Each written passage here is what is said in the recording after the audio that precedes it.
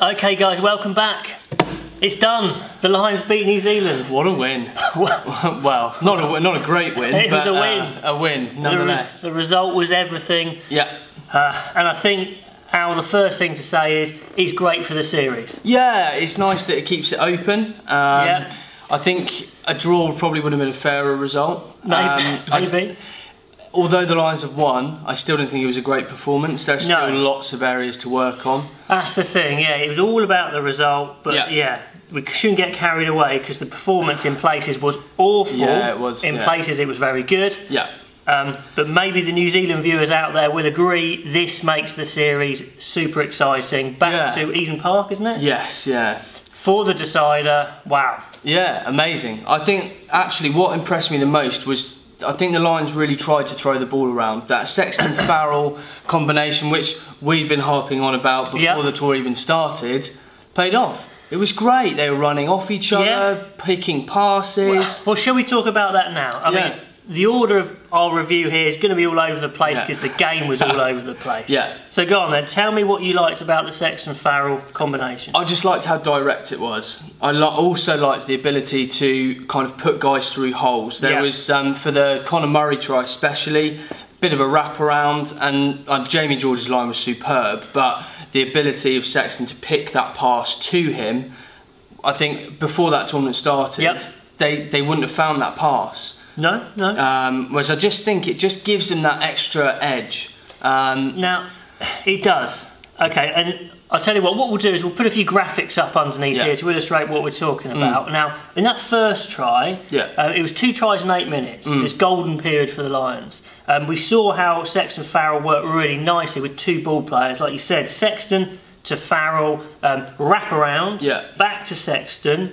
Daly works in off his wing, he's a ball player as well, just gets the ball away, under loads of pressure. Williams, nice draw and give. Watson burns up the wing like we know he can do, sucks in players. Tight phase in the middle, sucks in more players as it comes back the other way. And then they put a cut-out pass from Farrell, I think. To Faletau. Again, another ball player, to Faletau. And what a finish! Yeah, and I think that's what we've been hoping the Lions would do this whole tour. Go from one side, work the other side, then finish in the side you started down initially. Absolutely, absolutely classic side-to-side play with ball players all over the place. Yeah, and I think New Zealand looked rattled in that period. They looked for sure. Under pressure. I mean, they were a man down. And because we actually started to use the ball, then it showed. You know, they were keeping it tight and it was working. And then when we expanded, it looked great. Yeah, I mean, I think, and the difference for me this week to last week was the fitness levels of the players looked better this week. I don't know what that was a result of, but they just looked like they were on it for longer this week. It could be the fact that, again, New Zealand are a man down, it's a bit easier maybe, and they're playing a bit tighter. But Faletau's finish, that was Kieran Reid-esque. I don't think many players could finish that. No, I agree. He needed pace and power. It was superb. And Faletau, I thought, stepped up from last week. He was a bit quiet last week. This week he was much more prominent. He was much more prominent. And you know, just for that finish, you'd say fantastic performance. Yeah, I agree. But then when you're saying how it works, Sexton-Farrell, in the next try, again, they take up the same position as how they put in Faletau in the corner, with Farrell deep behind, a flat runner with Sexton, and maybe because they were worried about the pull behind to Farrell because of the try before, they don't watch Jamie George. Sexton spots it, puts him through very late. Yeah, and a great line from Jamie George as well. Great line, makes the try for Murray in the end. Yes, yeah.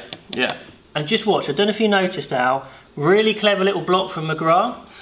And also Owen Farrell holding Perenara on the floor as well. Subtle. And in the last game, Teo did a nice little... they held their ground. They weren't too illegal, those ones, but he held his ground and he allowed Williams to break through for that length of the field try. So there's some clever little blocks there. Legal, illegal, up to you, to be honest, but that works. Yeah, and I think the only downside for me with the Sexton-Farrell, and it's a big downside, is a massive downside, which actually, you look back at the first test, and defensively, they were all right defensively with Teo at 12. Oh yeah. Again, opposite Sonny Bill. And I think as soon as Laumape came on, changed the game for me, got New Zealand back into the game. Well, maybe Sonny Bill would have done that if he'd stayed on the park. Yeah. You're talking about them going through Farrell. Yeah. Farrell tackles very upright. Okay, that's his thing. I don't like it, but that's what he does. He doesn't fall off many tackles, although he did miss a couple in that game. Yeah. But what it means is if there's a powerful guy, they will drive him backwards. Yeah. And my God, they drove him backwards. Yeah, exactly. And this is my criticism of the Lions management. I think if you've got that situation where he is running over the top of him on a regular basis, and you've got Ben Teo, who is solid in defence, who's shown that against Sonny Bill in the previous game, why do you not bring him on? To shore up that midfield. True, but when do you bring him on? I think with 20 minutes to go. But didn't they score their try after that? Yeah, they did. So they wouldn't have scored their try if they brought Teo on. But I think they would have got in a good position because Teo's a direct Maybe player. they'd have scored in a different way. Yeah, exactly. Yeah. I just think it's not. In the end, it would prove to be the right decision, but it was seat of the pants stuff. Yeah, exactly. Okay, we'll come to who we're going to start. Anyway, okay, let's talk Sonny Bill. We've mentioned Sonny Bill. What was going on there? Brainless. Yeah? Brainless. What do you think happened? Well, I think he's gone in for a shoulder charge, deliberately? I think he's just gone in for a shoulder to the chest, just to put a statement kind of hit down. That you see those happening all the time, week in, week out. He's just naively been a bit unlucky that he's made contact with the head. I think if that's made contact with the chest, people have gone, "Whoa, that's a massive tackle, that's a big hit." Well, it's still either way, it's illegal. Yes, it's a no arms shoulder charge tackle, and I agree with you. I'm sure he wasn't targeting the head. No. So intention is a tricky one. He intentionally did a no arms tackle. Yeah. So that is stupid. But the fact it made contact with the head, that was the unlucky bit. But you shouldn't go in no arms tackle. No. Do you think, because he plays so much rugby league, flip-flopping to and from, that had a factor with him kind of forgetting to use his arms? I think he's been playing Union for so long now. No excuse? No, I don't think so. Okay. You know the rules, they're pretty clear. They're exactly the same on the 7 circuit, which he's done a lot the last 2-3 years. But I don't think there's any excuse for it. I mean, it's interesting, we've on this tour we've seen a lot of brainless stuff because of the enormity of these games. It's amazing how people's common sense goes out the window. Maka prime example. Absolutely. You can see him getting more and more wound up. His late challenge on Bowden Barrett. Yeah, very stupid. If you're the management, you look at him and go, I think his concentration's gone. Yeah. We'll pull him off before he then gets yellow carded. Right, well, I'm glad you said that. Is that not sensible? I was texting my friend during the game. He texted me to start with saying Mako Vunipola is losing his head. He's not doing so well in the scrums. He's giving away silly penalties. And I text back saying, yeah, good time to bring on McGrath. Yeah. Definitely agree. Let's do it now. I think it was around 50 minutes. Yeah. And we both saw it, and I'm sure loads of you guys out there saw it. So that is an error from Lions management. Yeah, definitely. Definitely. Because that could have cost them big time. Yeah. Okay. Standout performances for the Lions? Atoje. Yep. It was amazing. Umaro Itoje. He was amazing. I love that song. Come on. No, I thought he was great. I thought Sam Warburton had a good game. I think justified his selection. At 7 was a bit of a nuisance at the breakdown. And the third guy for me is O'Brien. I thought he was everywhere. He was outstanding. I mean, a good thing his disciplinary got dismissed as well. So he's I think that wasn't deliberate at all. No, just bad luck. The forearm connected. But I think for me, it's got to be Atoje, O'Brien, and Warburton. I think were the 3 standouts. I mean, we missed a trick last week because we were thinking Warburton or O'Brien for 7. And we went Warburton, but they played both and they kind of moved them around and it was perfect. Yeah, exactly. I mean, I also thought the back 3 of both sides had a good game despite the conditions, the swirly winds, the rain. I thought they had quite a good game despite the conditions. I'm not so sure I agree with the New Zealand back 3. I don't think did that well actually. I mean, they dropped a few high balls to start with, although everyone was in the wet. But those wingers didn't get into the game. Now, these are 2 absolute, gas wingers, and I don't think they got into the game. Dag made a few mistakes, missed a tackle on obviously Falasau, that was tricky. I don't think they'll be too happy with their back 3 actually. Okay. That's just my take of it. But the Lions back 3, they are the back three now. They are working so well together. Yeah. I thought Anthony Watson had a great game. I mean, despite the head injury, I thought he had a great game. Good under the high ball, quick feet, and his gas. Yeah. No, definitely. He's really, stepping up, isn't he, massively? Yeah. Okay, Sinclair came on, had a massive impact. Laws came on, had a massive impact. Corny Laws for me starts. And this is one of my straight-in selections. Okay, Corny Laws he's got to start ahead of Ellerman Jones. I think for me in that final test, he's more athletic. He's still good in the line-out. He's better defensively. Yeah, he gives you more go forwards. Oh, you're jumping the gun here. We're doing the selections. Yeah, okay. no, that's fine. Talking about Laws, yes. Laws especially, I think he's got to come in. I thought Ellerman Jones so well. He was better. He was better. But he's still off the pace, I think. Yeah, I just don't think he's quite. He's just over the hill a little. Yeah, but he's a quality player who gave his all. So Kyle Sinclair, I think, is playing himself into that impact role. Yeah, and because every week, same for England in the Six Nations, he comes on with half an hour, 20 minutes to go, and changes the course of the game. Oh, massively. Let's just talk about that penalty that won the game for the Lions. For me, that was a bit unlucky for the All Blacks. So do I. Okay. So do I. Yeah, so do I. I think what it happened, correct me if I'm wrong, different opinions, I think the pass was a bit high, so he had to jump. Yeah. I don't think he was deliberately jumping into the tackle, and Farmer-Weena had committed to the tackle, and therefore he took him in the air. Yeah. I mean, you can hear the referee saying, unfortunately, that's the rules. Yeah. You've tackled him in the air. Right. It is a penalty, but I completely agree with you. I think it's unlucky. Very unlucky. I will take it, but it's unlucky. Absolutely. Yeah. Let's talk about after half time. Yeah. So we go in 9-all, I think it is. The Lions have an extra man. Yeah. Oh my God, they play so badly. I think it's this fear of the opportunity. Yeah. I think they know this is such a great opportunity to beat the All Blacks. Their discipline goes out the window. It's that, and it's the almost. It comes across kind of scared of doing something that's out there. Yeah. So for the management, it's scared of bringing on Rhys Webb at half time. Okay. With giving him 40 minutes to go. To when you're going 9-all, down to 14 men.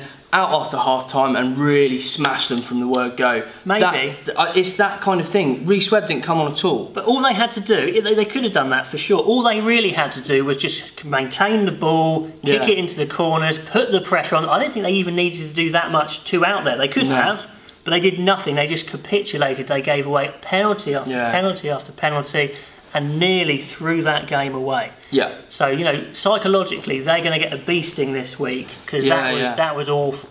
It seems to be a Northern Hemisphere thing, though. You reckon? I think the level of penalty count. I know New Zealand's penalty count this week was higher than last. Possibly. But it seems to be a very Northern Hemisphere thing that you try and push and push and push and push until you give a penalty away. Maybe. Like hands in the breakdown, sneaking up offside. You just think, get behind the back foot, you know what the rules are. I think a lot of it is also team culture as well. When they're playing in their individual home nations, I think they very much know they don't do this. Yeah. I think maybe they're in that Lions outfit, it's different. They think they have to do stuff individually, maybe. Yeah. Interesting. Put your thoughts down, guys. Why did they give away so many penalties? Yeah. Let's just quickly, before we do our selection, Beauden Barrett missed a stack of penalties. Yeah.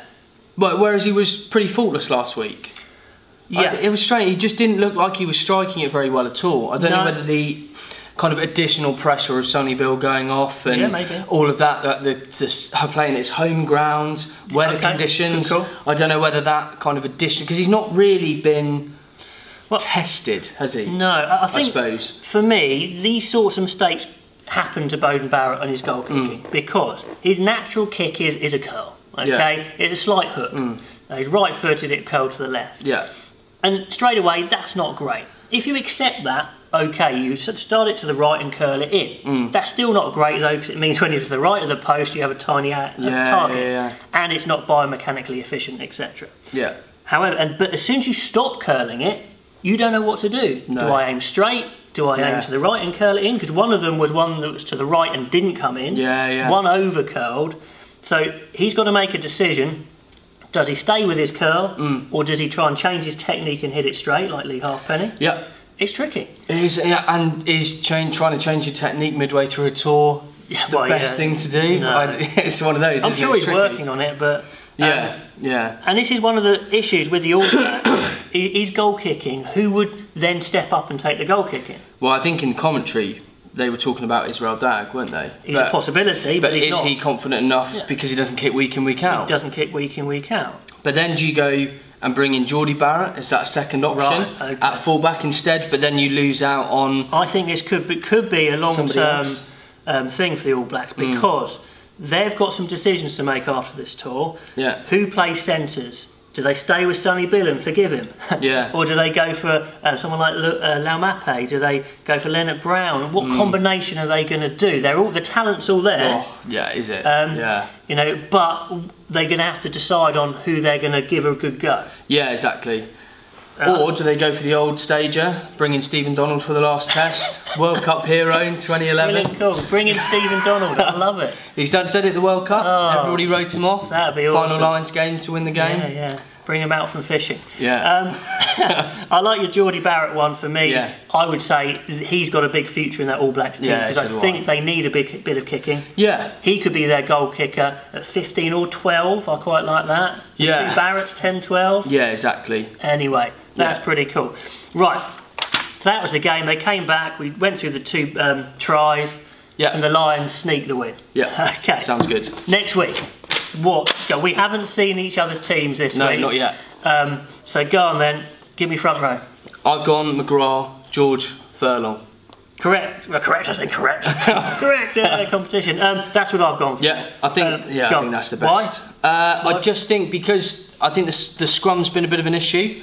Especially in his final test, I didn't think Mako scrummed as well as he has done. Struggled a bit. So I'd come in, shore up that front row. And I think you've got to send out a message. I think to Vunipola that you cannot be that indisciplined. No. I think he has to be dropped at least from the starting team. Yeah, I agree. And I think I would have Vunipola alongside Sinclair on the bench. I know we'd jump into the bench quite early. Yeah, no, that's what I've got. I would have Vunipola and Sinclair. What an impact from your 2 props coming on. Yeah. With 20 minutes, half an hour to go. And you sent Vunipola a message, so he'll be, I've got to behave. Yeah. I'm sure they'll have a word with Sinclair as well because he got a bit hot-headed. Yeah, exactly. Okay. Second rows? Yeah, me. I've stayed at Toji and Jones. Okay. Because either you drop Jones completely. Yeah. Because I don't think I'd have him on the bench. I don't see the point of that. No. And you bring in Henderson, but that again is, this team is kind of a bit set now. I think the psychology, the camaraderie is starting to build in that team. Yeah. Because they won, even though it wasn't a great performance, but they won. So I would stick with that. Okay. I'd bring Courtney Lawes for Alan Wynne-Jones. Okay. I wouldn't have Jones on the bench. I would drop him out of the squad entirely. Okay, yeah. And I'd bring George Cruz in. George Cruz on the bench. Okay, yeah. Why is that? I just think he steps up on the big games, and I think coming on, he's a big physical ball carrier. Yeah, good in the line-outs to shore the line-out up. He in the first test was a line-out man. He was, yeah. So for me, I think I would have Cruz in instead of Jones in the squad. If I had started Lawes and Atoja, I would definitely have Henderson on the bench. You go Henderson. But, okay. Interesting to see. Either way, that's a brave call. Yeah. I like it. Okay. Back row. I've gone Warburton, O'Brien, Faletau. Yeah. I don't think you can change that. No. Don't think you can change it. It did work. They slowed up ball. Yeah. Okay. And it's hard to criticise the All Blacks too much because they were a man down. Yeah. But the Warburton definitely slowed up ball, and O'Brien carried and followed and hassled. He was great. I've gone Reece Webb. Of course you have. And I've gone Johnny Sexton. Okay. I think the reason I've gone Reece Webb is because I'm not convinced with the pace that the game's been played at in the first half, especially when everybody's fresh. Yeah. I'm just not convinced that Conor Murray is really bossing the game as I'd want him to in that first half. You've got, if you're picking Farrell Sexton at 10-12, which I've gone for in my team. You want quick. You want quick ball, but you've got 2 fly halves at 10 and 12.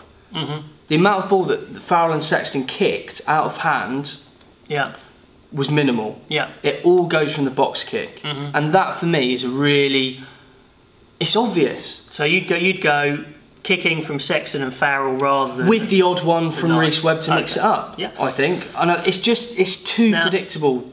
I haven't got a problem with that at all. Immediately after the game, that's what I was thinking. However, I'm just thinking more of this psychology thing. They're a winning team. They're together now. They're used to these combinations, and I'm just sticking with Murray in at 9 for those reasons. He saw the try well. He'll have got confidence from that. I just think it's maybe the right thing to do for team psychology, but I completely get what you're saying. Yeah, and as soon as, just before Conor Murray scored the try, I was thinking, you've got to get Rhys Webb on. Again, similar to the first test, there's holes around the breakdown. At least he saw that one and went through. And I think Rhys Webb would have seen that gap as well and gone over. Sure.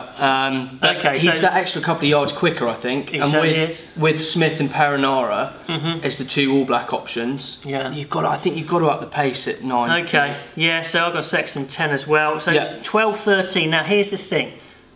I was very close to picking Teo at 12. So was I. Because, you know, even in this game, I think the Lions only got something like 38% possession. Yeah. You know, with a man extra for most of it. So it isn't good. Yeah. And for Sexton and Farrell to work, you need ball. Yeah. They're not great in defence. No. But I still think you take the chance. So I've gone Farrell and Davis. Yeah, so have I. I think you've got to go for it now. I think it's do or die. I think you go for it. They're the guys that are going to make the try.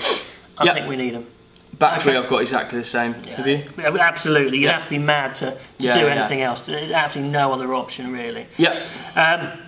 Sinclair Owens, Vunipola. I've gone best. You've gone best. But I went best in for the second test. So I just think for the ball turning over in the breakdown, I think he offers a little bit more than Ken Owens. But keep the squad the same. I've gone a bit boring. Kept it the same.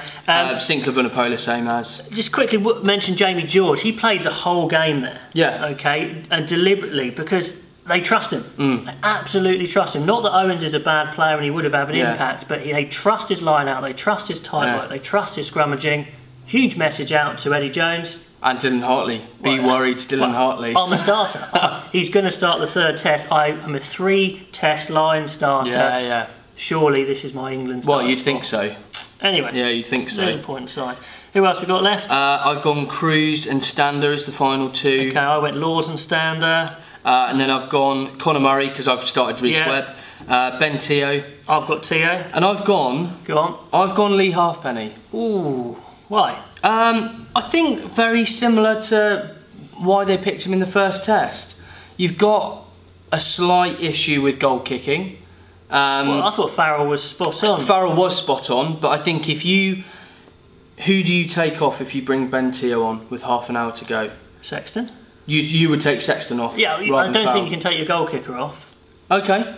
But and then Farrell and Teo play together for England. So. Yeah, I think I've gone with Lee Halfpenny because I think he's a little bit more consistent than Jack Noel, going forwards as well as defensively. Yeah, he's absolutely super solid. In terms of skill set, and he's kicked 11 from 11. Okay. So if you are having a day where it's a bit tricky for the kickers, you've got that. Okay, perfectly logical. And I've got Noel. Again, keep it similar, impact. In fact, my team is exactly the same apart from I've swapped Vunipola and McGrath. Yeah. That's it. Yeah. I've gone a little bit more out there. And you've got a bit more out there. Okay, we'll pop those 2 teams on. Say who you agree with or neither or whatever, but it's an interesting debate. The Lions have to win this game. It's going to be an absolute firecracker, this last game. It is, 15 against 15, hopefully. Fingers crossed. Lions have to play a lot better. Yeah, I agree. But I don't think that it's going to be interesting psychology. The Lions have got the momentum from winning, but New Zealand really should be quite positive because they nearly pulled off an absolute world-beating performance to win with 14 men. Yeah, exactly. Oh, one last thing before we finish. Yeah. New Zealand's management. Steve Hansen pulling off Sam Cane with 20-odd minutes to go. Okay. Big call. Yeah, who did they put on for him? Big call. Was it Ardie Savere? It was Ardie Savere. Yeah, but he's a great player, Savere. He is a great player, but the Conor Murray try came from the breakdown where Sam Cane had been world class all day. Although if you watch it, I believe Savere gets a nice little block. I think he gets blocked. Yeah. But yeah, Sam Cane's a great player. But I thought he was immense. He was great. Okay, awesome. Right, we're going to stop there, guys. Comment below. Fantastic. Thanks for all your comments so far. They're awesome. Yeah. And bring it on. This is it. Fingers crossed. Massively, yeah. It's going to be great. Get your teams down there. Get your predictions down there. And until next time, we'll see you later.